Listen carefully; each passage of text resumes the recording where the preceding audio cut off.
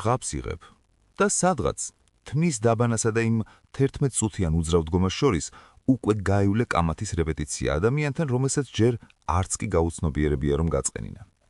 ან იქნებ სამსახურში მიდიხარ მანჩანით და ავტობანზე უკვე წარმოთქვი ყველაზე ზუსტი, ყველაზე გამანადგურებელი პასუხი იმაზე, რაც შენმა მენეჯერმა შეხვედრაზე 3 გვირის წინ თქვა. იდეალური მომენტი.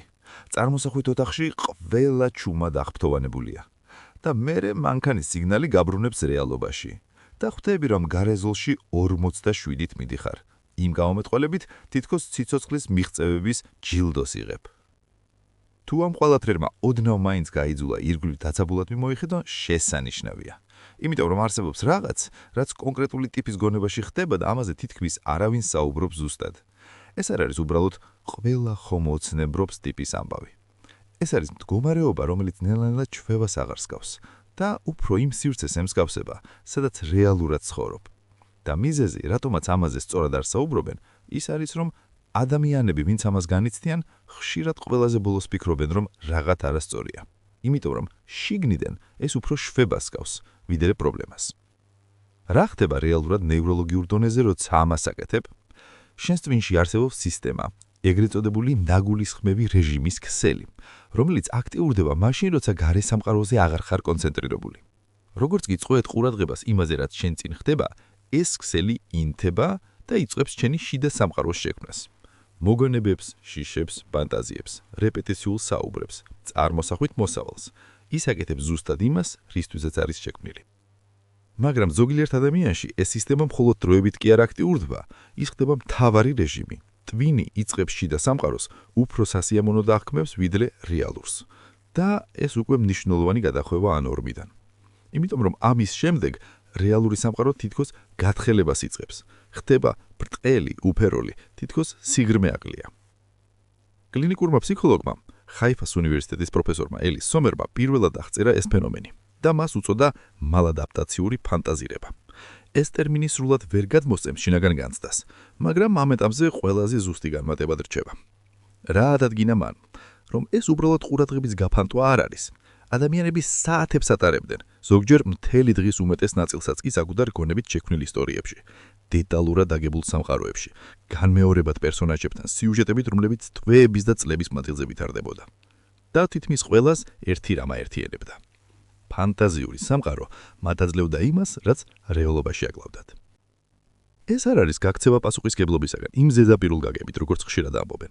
ეს უფრო იმაზეა, რომ წარმოსახვის სცენარებში ადამიანი იღებს კონტროლის განცდას, ემოციურ დასრულებას, ან ისეთი კავშირის ვერსიას, რომელიც რეალურ ურთიერთობებში უსაფრთხოდ არ ეჩვენებოდა. შეგიძლია საუბარი თავიდან დაიწყო, შეგიძლია უკან დააბრუნო, შეგიძლია ბოლოს-ბოლოს გააგებინო სხვას ის, რაც რეალურ ცხოვრებაში ვერასოდეს გააგებინე. ერთი შეხედვით იდეალური მექანიზმია. პრობლემა კი საბოლოოდ მაინც ჩნდება. ტვინი ისწავლის, რომ ემოციური მოთხოვნილებების დაკმაყოფილება შიდა სამყაროშიც შესაძლებელია და როცა ის სწავლა საკმარისად ძლიერია, რეალურში დაბრუნება მართლა უფრო რთულად და უსიამოვნოდ ვიგრძნობა. რეალური ადამიანები არაბრგნოზირებედი არიან. საუბრები არ ვითარდება ისე როგორც დაგეგმე. ინტიმურობა ნელია, რთულია და სავსეა გაურკვევლობით. ფანტაზია კი ვერასოდეს გიყალავთ. ამიტომ ისე ვიგბრუნდები. ეს არ არის უბრალოდ კრეატიულობა. მსოფლიოს ყველაზე ფანტაზიური ადამიანები შეიძლება ამას საერთოდ არ აკეთებდნენ და ზოგი ვინც არასოდეს დაუწერია რამერი, ამას ყოველდღიურად დიდქმის კომპულსიურად აკეთებს. ინტელექტადაც არ არის კავშირი. კვლევები მიუთითებენ ერთ მნიშვნელოვან თვისებას: ღრმად ჩაძირვის უნარზე. ეს ნიშნავს, რომ ამაზე მეტად მიდრეკილნი არიან ადამიანები, რომლებიც მუსიკაში მთლიანად იკარგებიან, ფილმის შემდეგ ემოციურად თითქმის მემშვიდდებიან, ყველაფერს უფრო ინტენსიურად განიცდიან. ამიტომაც მათ შექმნეს სივრცე, სადაც გრძნობები საკუთარ პირობებზე შეეძლოთ. და მერე მოდის ყველაზე რთული ნაწილი, ზირცქვილის ციკლი. როცა ამ მდგომარეობაში ხარ, როცა უკვე 9 საათია სცენარში ისრაჭა, ბოლოს ამბობ იმას, რაც 14 წლის ასაკში ვერ თქვი, შენ იცი რომ დრო გადის. შენ იცი რომ სამყარომ შენ გარეშე გააგრძელო მოძრაობა და დაბრუნე მას მოხვება უცნაური განცდა.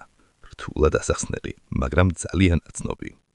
და სანამ რამეს გააცნობიერებ, უკვე ისევ უკან ბრუნდები. ციკლი ძლიერდება, ზირცხვილი ძლიერდება მოთხოვნილებას, მოთხოვნილება ძლიერდებს ჩვევას, ჩვევა კი ნელ-ნელა იკავებს იმ სივრცეს, სადაც შენი რეალური ცხოვრება უნდა ვითარდებოდა.